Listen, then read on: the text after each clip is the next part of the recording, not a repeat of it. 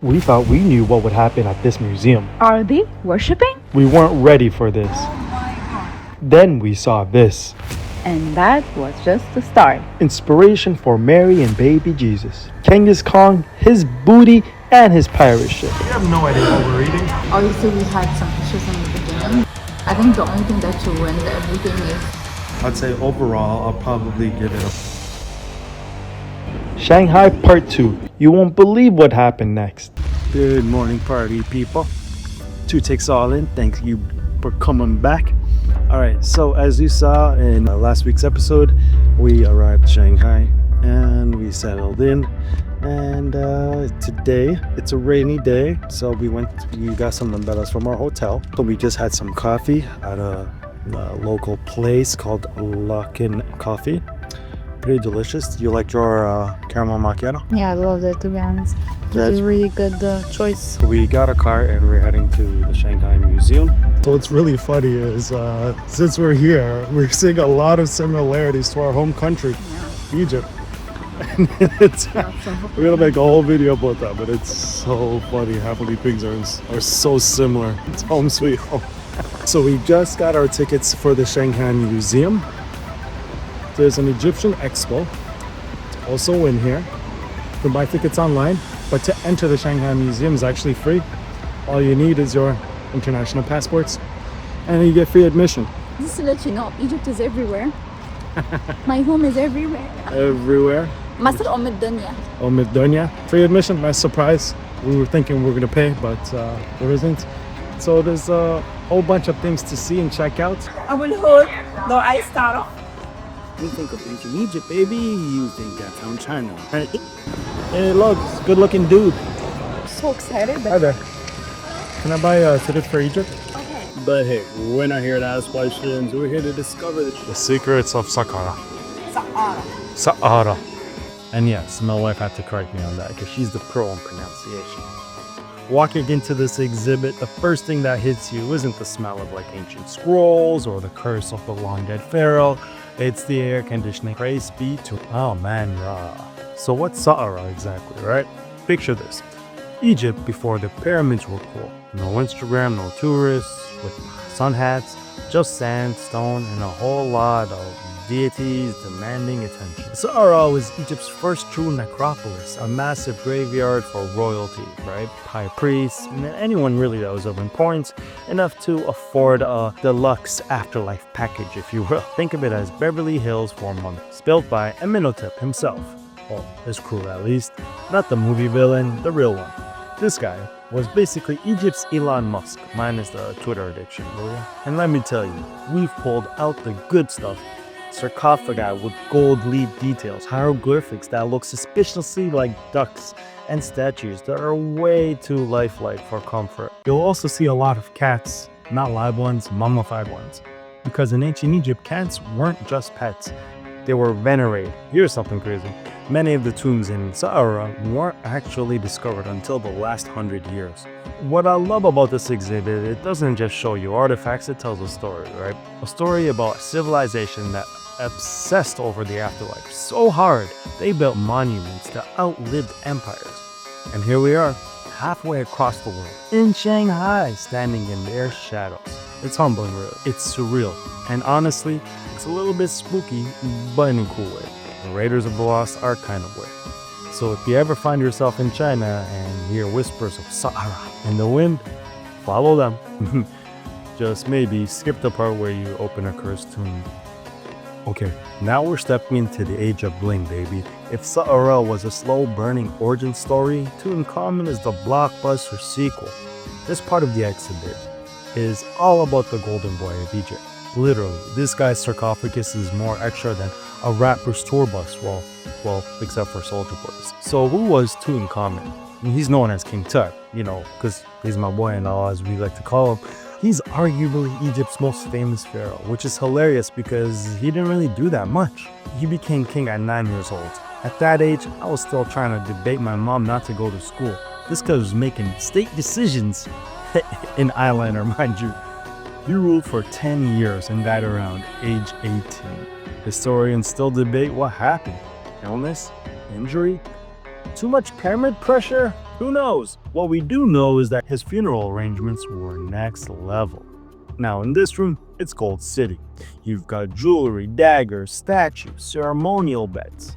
Basically, everything you need to be famous in the afterlife. The irony, King Tut wasn't famous until long after he died. It wasn't until around 1920s, I want to say, when the British archaeologist Howard Carter, I think, discovered his nearly untouched tomb. It was the archaeological version of opening a surprise loot box, and inside was 5,000 years of what the actual people started Tut mania, right? Hollywood jumped in, there were dances, books, cursed rumors. He became the Elvis of ancient Egypt.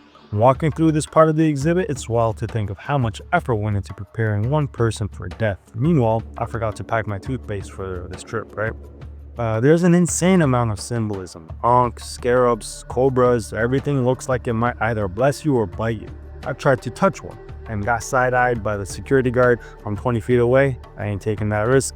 Ancient Egypt, still intimidating though, nonetheless, and very humbling.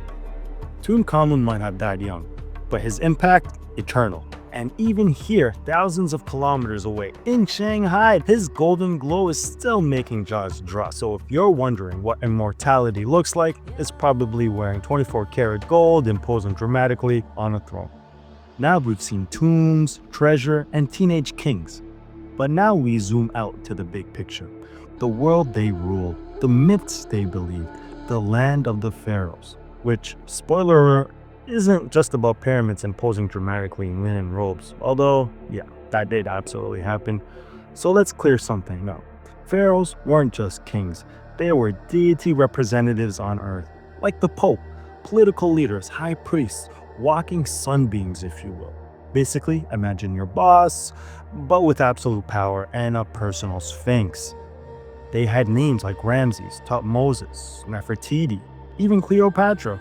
Okay, well, even though she's Macedonian Greek, she came later, but still iconic. They had dynasties longer than the Simpsons, and yeah, that's a long time. And their job, rule the Nile, keep the deities and people happy, and build really, really, really big things out of stone. Life in ancient Egypt wasn't all gold masks and chariot races.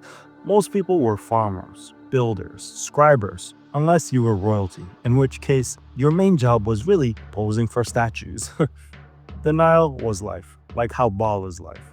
If the Nile flooded, good year. If not, well, famine and panic. Imagine your whole economy depending on one river. It's like Canada's GDP depending entirely on how well Tim Hortons brews its coffee that week. But despite the challenges, these people built one of the most advanced civilizations of their time. We still can't figure that out. Medicine, astronomy, even toothpaste.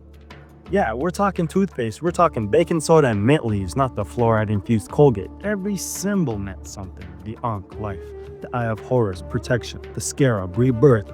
Honestly, Egyptians had a graphic design language before graphic design was even a thing. I'm struck by how much still resonates.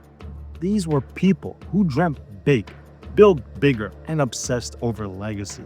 Thousands of years later, they're still telling their stories through stone, gold, art, and now through a couple of curious Canadians wandering a museum in Shanghai. And while I didn't find any ancient scrolls explaining how to pronounce Saqqara without asking my wife every time, so that's it. From Saqqara to Tutankhamun to the mighty pharaohs themselves, a civilization of mystery, power, beauty, and just enough curses to keep things spicy.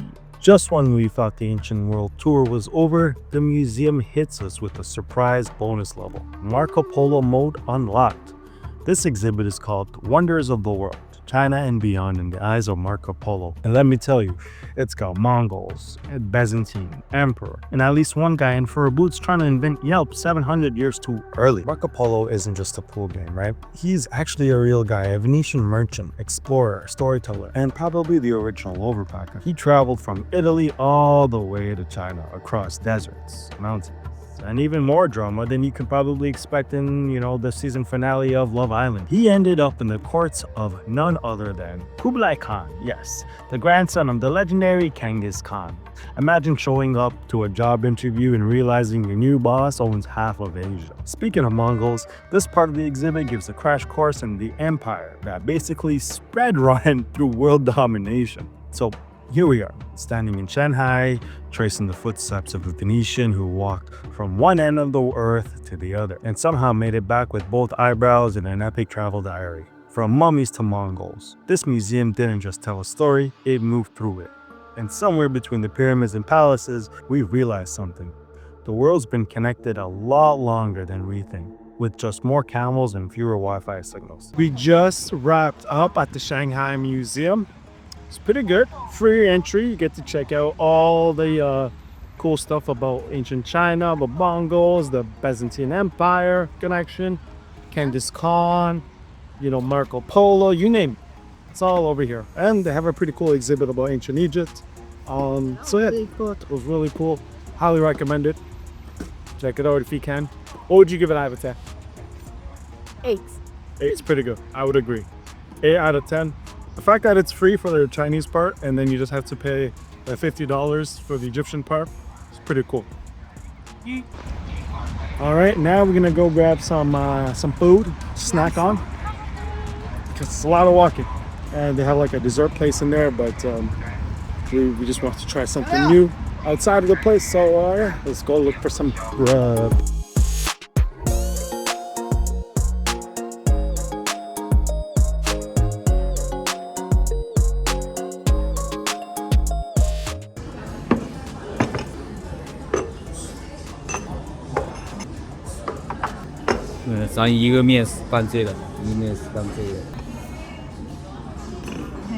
We went on the wild side for lunch.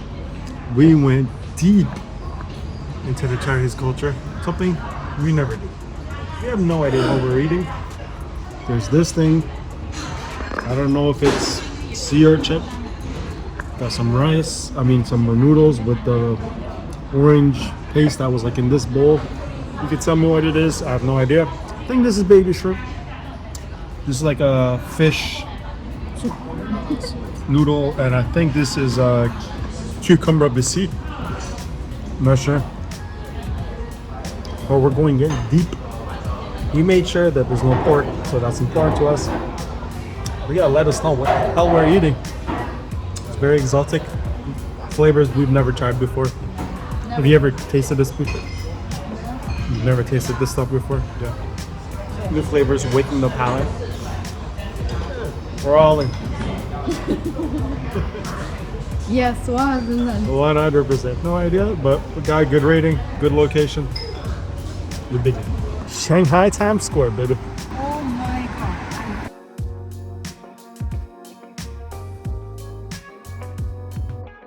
It's not everywhere you see a public sign for toilets. The cross lights. You have street names and toilet signs. How convenient. Yeah, everything.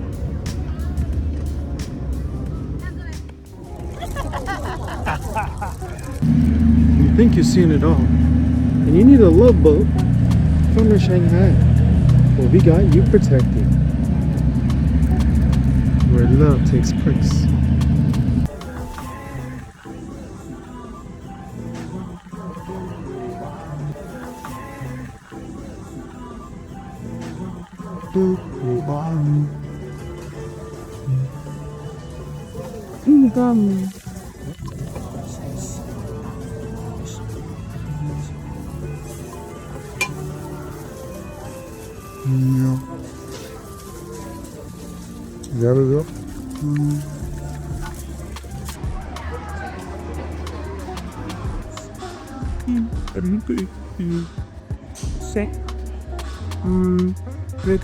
Spanish.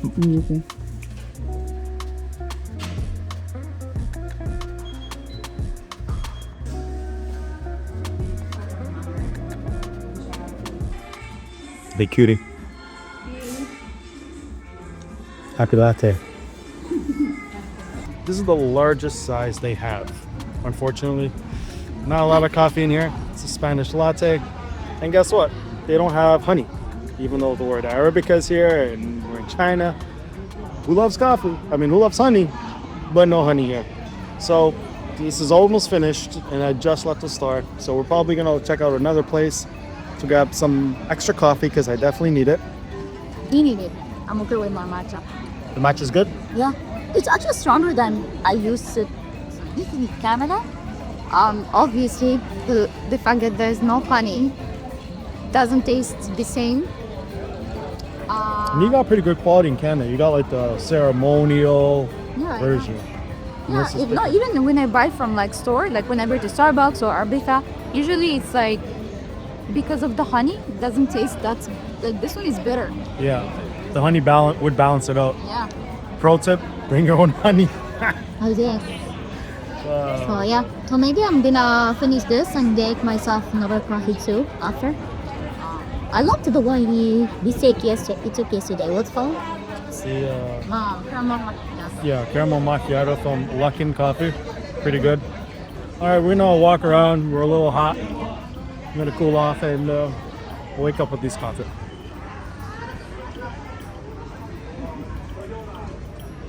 Malpa Gold. It's got a little line. It's really famous. Right here in the spot.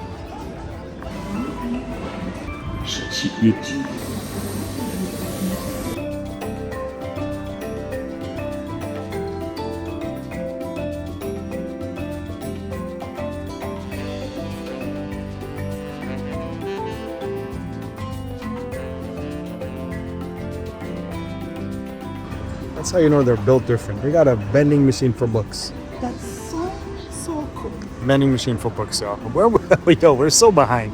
I've never seen this before. Yeah. How cool is that? It's something different. First impressions on the Pete's cheese latte. It's very creamy. That could be very cheesy, but Is it good? it's very creamy. It tastes good. It tastes like a thick coffee, like extra cream, which makes sense. I don't expect there to be floating chunks of cheese. I thought it tastes just- cheese. Yeah, no, it's very dairy, absolutely. Let me try. It's not like there's like mozzarella or cheddar or anything distinctly cheese. It just feels very thick cream. Yeah, it doesn't taste anything different than normal coffee. Oh, you're living the life.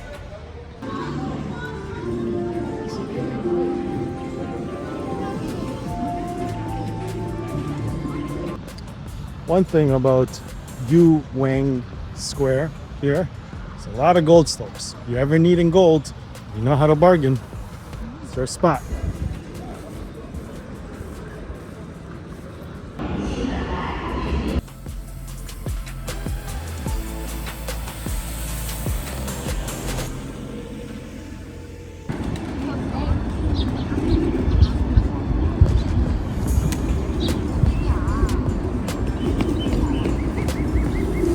They got white fucking pigeons.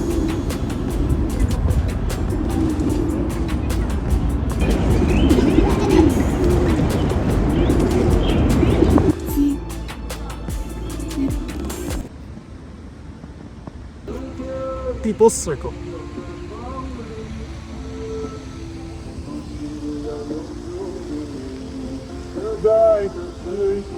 Very beautiful. And we got white damn pigeons. They got white albino pigeons. Not a speck of color on them. How? And now not a speck of color. It's pure white. Not beige, not pink, nothing even close.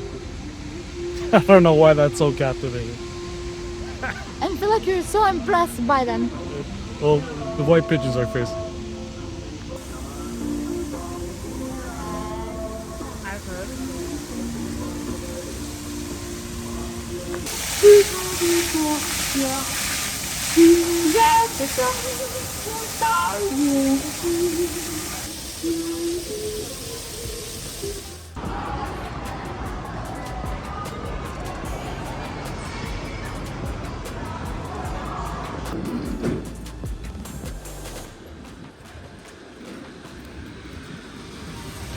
And we have finished our stay at the hotel. Centrally located at Yunwan Garden, old Shanghai, right next to the subway station. Very busy market nearby. All in all, not too shabby, not too bad. What are your thoughts? I think it was really very good talk. Obviously, we had some issues in the beginning, but in 2012, you were really nice after we confined in office. The location is very nice. I really love the area, very traditional, mixed with some modern touch. Yeah, everything, as you said, the subway is big. The hotel, but it's clean, nice. You do our rooms in your room. Yeah, I don't feel like them when you complain.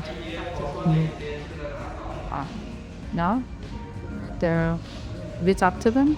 Maybe the only thing like it's different from Canada is like the toilet paper. They don't put extra the paper. The roll is very small. Yeah, there's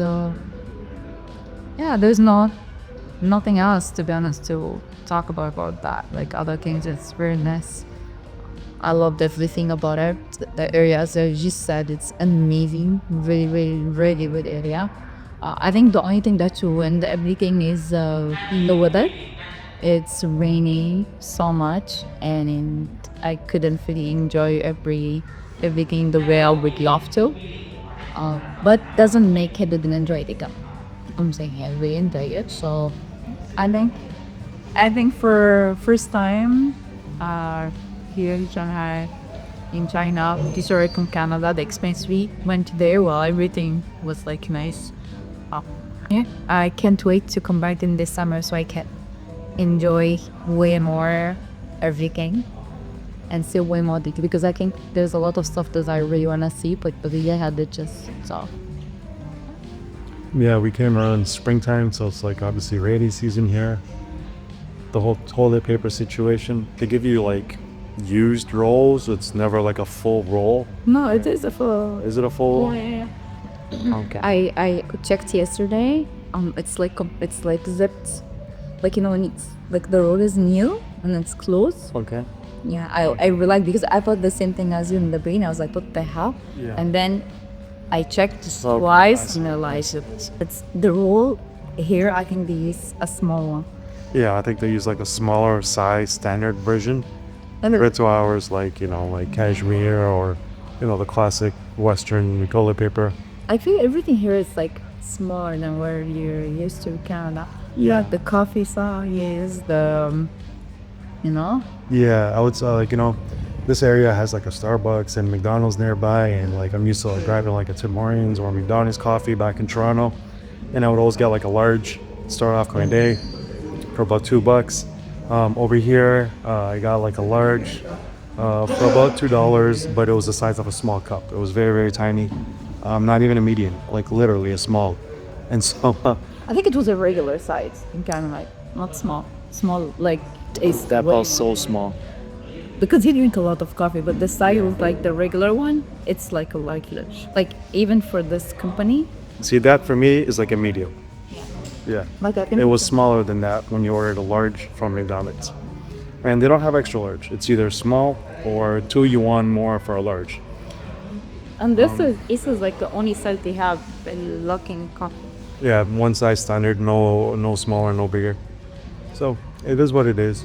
But overall, yeah, spring season's here, so it's a really rainy, great location. The electrical outlet situation, you don't have to bring a converter. They have like a universal outlets. That way you can plug in like your regular sockets. They don't have like the 3-pronged version. They only have the 2-pronged version. So if you bring in an extension cord or something like that, be sure to consider that. Overall, yeah, the hotel is pretty clean, centrally located. It's not really like finished, just paint chippings here and there, but nothing really like a deal breaker. It's not like super modern aesthetically, but it's very convenient, centrally located. The room is really nice once you sort of like, as you saw, like you fight for what you pay for, and not try to, get moved down a tier or whatever. And so I'd say overall, I'll probably give it a 4 out of 5 or an 8 out of 10. How about you? About the same? Yeah, about the same. It's really nice because it's close to, one of the big attractions in Shanghai. Walking distance to the Bund, and the metro subway station is literally like 2 minutes away. We got everything. We got a food rental. Yeah, we just got a traffic light. That's it. Actually, there's two lines. There's the one the other side, and then this one. No. Yeah. So there's two located nearby. One at the other side of the block, on the other side of the corner. So pretty good location. I would give it 4 out of 5. And that's our review for Autoongo Hotel. I was just reading it from the Venetian over there. Man, not too shabby overall. Pretty good stay. And so that wraps up today's video. Be sure to check out that night's video. Thanks for watching. Subscribe.